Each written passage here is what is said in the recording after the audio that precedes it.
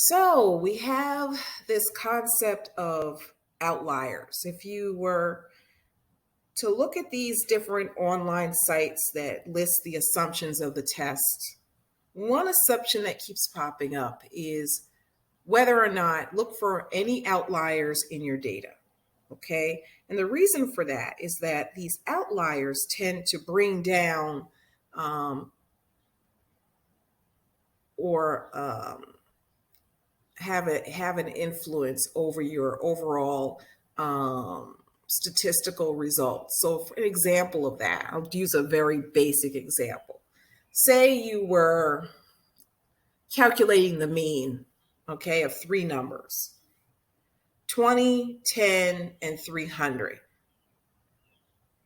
300 is the outlier, right?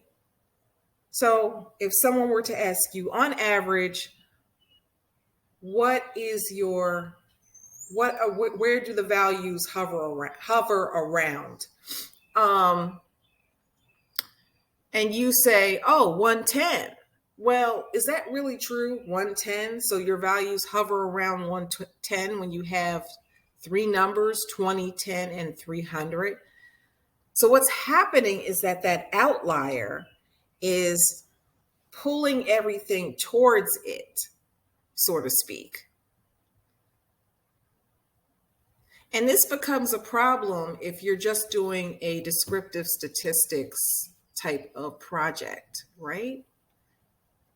Because you're focusing on summarizing the data, you're generating the mean and standard deviation, and some of the data points in there are extreme cases. Now, they might be extreme cases because you entered the data in incorrectly, okay?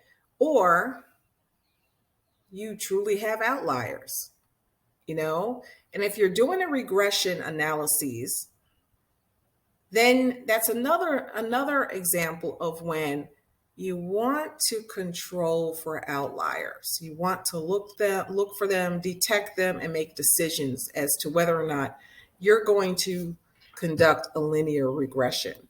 Because after all, linear regression, all that is, it's a mechanism for predicting future behaviors. That's what it is. Okay. So that's all I wanted to share with you. Have a happy weekend. Enjoy your weekend. Thank you.